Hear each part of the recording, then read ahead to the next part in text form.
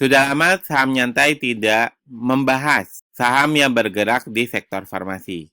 Nah, kali ini saya akan membahas salah satu saham yang bergerak di sektor farmasi ini, yang menurut kami saham nyantai secara fundamental dan secara valuasi cukup oke, yaitu sahamnya MERK atau Merck Indonesia. Dianalisanya dan dihitungnya menggunakan laporan keuangan Merck 5 tahun terakhir dan juga menggunakan proyeksi dividen tahun 2024 nanti. Per video ini dibuat tanggal 26 Januari tahun 2024, Merck berada di harga Rp4.100. Nah, di luar saham Merck ini, kami memiliki penawaran terlebih dahulu, yaitu kami memiliki bocoran saham-saham yang layak invest. Berstatus layak invest karena memenuhi dua kriteria utama, yaitu secara fundamental mewah dan secara valuasi harganya masih murah. Nah, bocoran saham yang layak investnya ini saya berikan secara gratis. Link aksesnya saya taruh di kolom deskripsi. Jadi kalau Anda lagi buru-buru banget, lagi nggak punya banyak waktu dan lagi di jalan, Anda ambil bocoran saham yang layak investnya sekarang juga. Tapi Anda kalau lagi lowong, punya banyak waktu dan lagi nggak menyetir, Anda ambil bocoran saham yang layak investnya nanti saja setelah Anda menonton video menghitung valuasinya saham Merck ini. Deal ya. Kita langsung pergi ke snapnya Merck. Untuk komposisi saham yang beredar di masyarakat, Merck itu mencapai 13% dengan hutang yang mencapai 24,65%.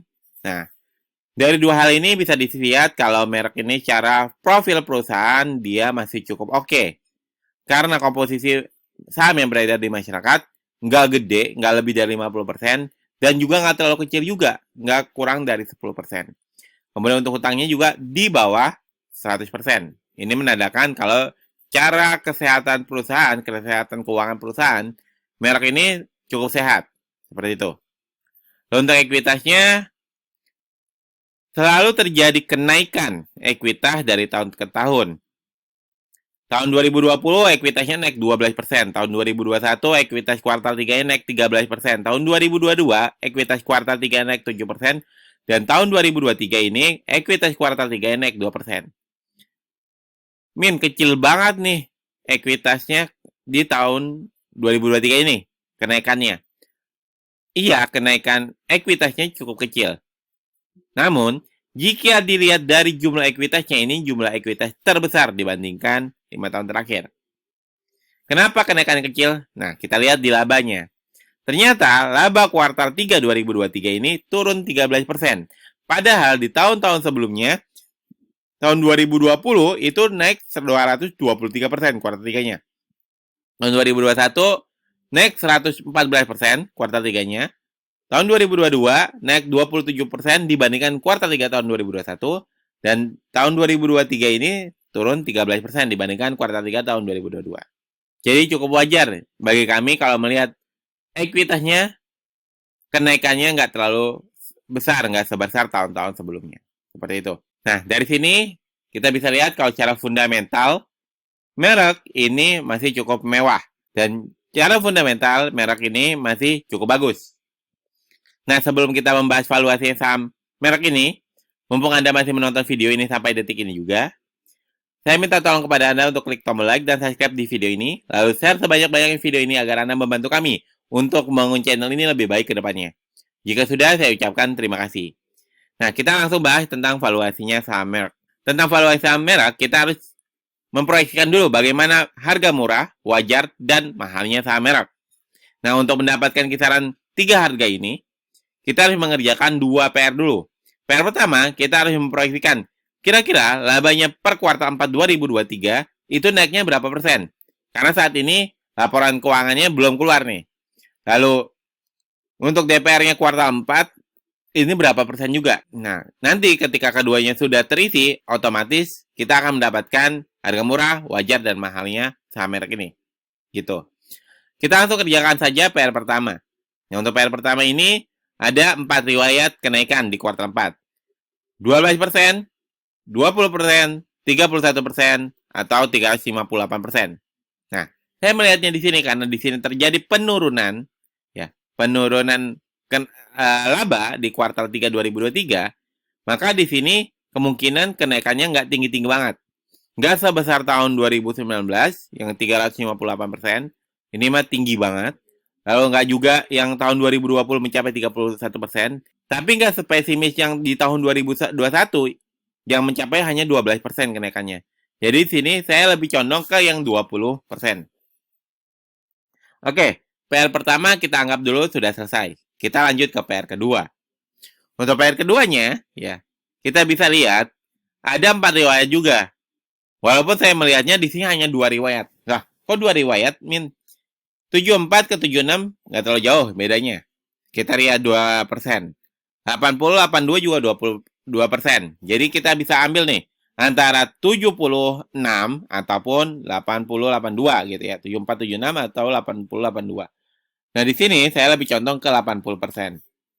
Menurut saya, dengan dia membagikan DP 80%, di saat labanya turun di kuartal 3 ini, itu masih cukup wajar. Supaya investornya nggak kabur. Seandainya, ya, nih, seandainya di sini, di kuartal 4-nya naiknya bisa besar, baru tuh kemungkinan di bawah 80%. Tapi kalau kenaikannya hanya 20% seperti ini, saya rasa di sini DPR-nya sekitar 80%. Nah, kenapa merek akan melakukan langkah seperti itu? Karena supaya investornya nggak kabur, seperti itu. Maka jika labanya naik 20% dan jika DPR-nya 80%, maka dividend yield-nya itu 6,8%. Dengan SOBD 0,85, dengan harga murah 32% udah kelewat, dan harga wajarnya masih berpotensi 2%, dan harga mahalnya masih berpotensi 36% lagi. Min, mungkin nggak sih dia labanya naiknya lebih dari 20%? Mungkin aja. Tapi saya rasa seandainya dia naik lebih dari 20%, kemungkinan dia sekitar 30%, 31%. Saya rasa agak pesimis untuk dia bisa naik ke 358% kayak tahun 2019. Maka di sini sekitar 31% ya kita naikkan. Nah, jika di sini naikin 31% dan DPR-nya 80%, maka dividen yield-nya itu 7,4%. Dengan SOBD 0,93, dengan harga murah udah kelewat 26%, harga wajar masih berpotensi naik 12% lagi, dan harga mahalnya masih berpotensi naik 49% lagi. Nah, di rumus saya tadi, di awal, saya menyebutkan kalau seandainya merek ini berhasil menaikkan labanya lebih dari 20%, kemungkinan DPR-nya nggak 80%, kemungkinan sekitar 74-76. Maka di sini kita coba dulu untuk mengurangi ke 76, agar lebih balance menurut saya. Maka jika dia naik 31% dan DPR-nya 76%, maka dividen itu 7,1 dengan SOBD 0,93, dengan harga murah udah kelewat 29%, dengan harga wajar masih berpotensi 6% lagi, dan harga mahal masih berpotensi 41% lagi. Lalu, saham nyantai itu lebih condong kemana? Kami lebih condong ke yang 20%. Dan di sini 80%. Mengapa? Oke, alasannya begini. Saat ini sudah tidak terjadi pandemi. Kesehatan masyarakat nggak terlalu urgent. Maksudnya nggak terlalu urgent itu orang-orang nggak terlalu banyak membutuhkan obat-obatan, kecuali mereka-mereka yang emang harus minum obat selama sisa hidupnya. Tapi melihat kondisi saat ini, di mana COVID-19 sudah berhenti, di mana pandemi sudah berhenti, maka saham farmasi seperti merek ini kemungkinan ya labanya naiknya nggak terlalu besar,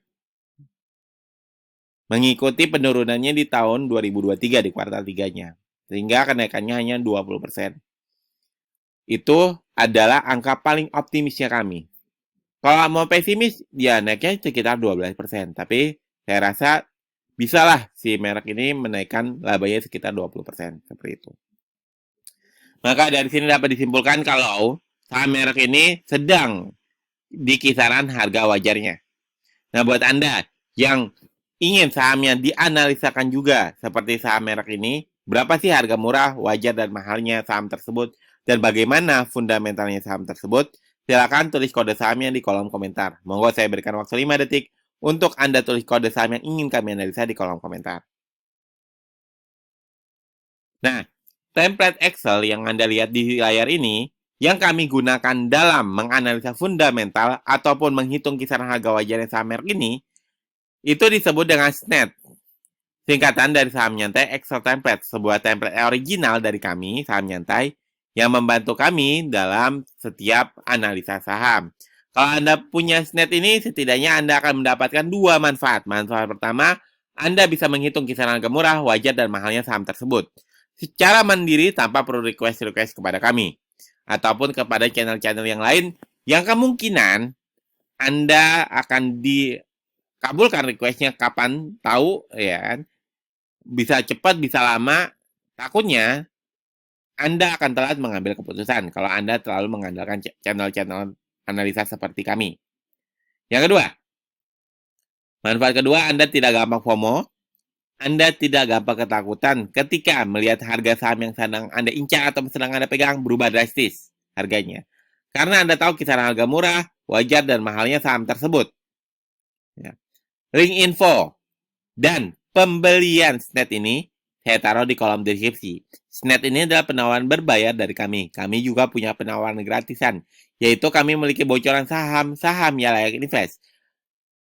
Berstatus layak invest karena memenuhi dua kriteria utama, yaitu secara fundamental mewah dan secara valuasi murah. Walaupun gratisan, tapi kualitas sahamnya cukup oke menurut kami, gitu ya. Jadi kalau Anda mau ambil penawaran berbayar ataupun penawaran gratisan, sama-sama menuju link yang ada di kolom deskripsi. Seperti itu, semoga video ini bermanfaat untuk Anda dan membantu Anda dalam berinvestasi. Wassalamualaikum warahmatullahi wabarakatuh.